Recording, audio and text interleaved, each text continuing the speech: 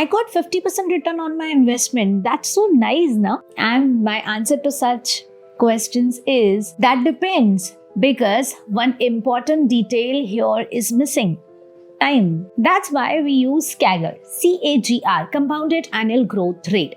CAGR shows how something grows year after year on an average. It looks at three things: from where you started, where you ended, and how many years, how long it took. It smoothens the journey. So the journey is like this, but it smoothens and tells you the real pace of growth. That's why CAGR is useful for investment, for businesses, and for long-term planning, because it helps you understand how growth actually happened over time. Whereas what we talk about is absolute returns, which is very simple. It only answers one question: how much did I gain? So if you invested 1 lakh and the money became 1,50,000, so you gained 50,000 on the investment of 1 lakh. That is 50%.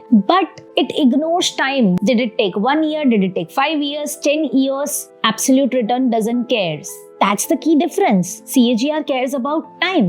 Absolute return does not. CAGR tells you how fast you are moving. Absolute return just tells you when you reach the final destination. So CAGR is just like a steady, consistent, reliable walk. Absolute return is just finish the photo lines. We just know that you reached. We don't know how long it took you to reach here and how tiring the journey was. So if the time period is very short, absolute returns is okay. But if the time period is long, definitely CAGR is useful, because time is the real driver of wealth. As absolute return just shows the result, but CAGR explains the whole journey. And once you understand this difference, you will stop getting impressed by big numbers and you will start asking better questions, and better questions leads to better financial decisions. How do you calculate it? Let's see. So if you can see, if I am investing into stocks, these are the dates where I have done the, I have returned deposits in positive and withdrawals in negative. So basically this is my ledger. So the money I have been depositing and withdrawing from my demat account. And let's say I say today the value of my stocks is 17 lakhs, whatever is my portfolio holding. So basically this is my portfolio holding stocks current value, basically value at current market price. Now I'll see what is my investment value, like how much money I have invested. So this is the money going in, coming out. This is the money I have invested. How much? Which is 1465. This is in minus because I have been writing withdrawals in negative and deposits in positive. So I'll just put a minus sign here. So 14,65,000 is I have invested and it became 17 lakh. So how much is the profit? 17 lakh minus 1465, because I have been putting and withdrawing and taking out plus and minus.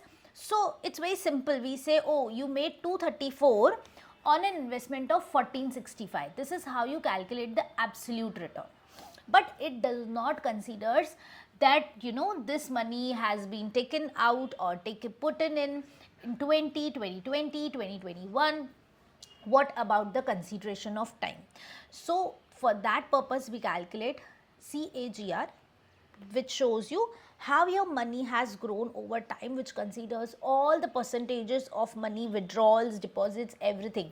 So there's a magical formula by Excel, which is XIRR, which helps you calculate CAGR in one click. I just write XIRR. All you can get this from your ledger, from your broker account. You can go to reports, you can go to ledger and export this ledger. Portfolio holdings, so you can see in your final stock portfolio holding list in your reports. So I select all of these portfolio holdings I have returned in positive.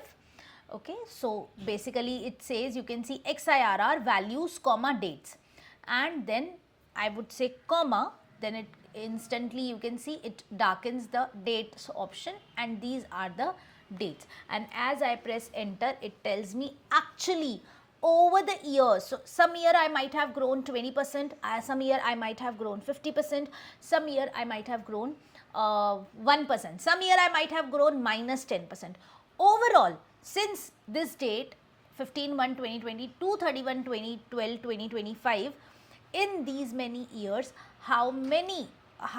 what is my pace of growth? Average per annum. What is the way my money has grown average?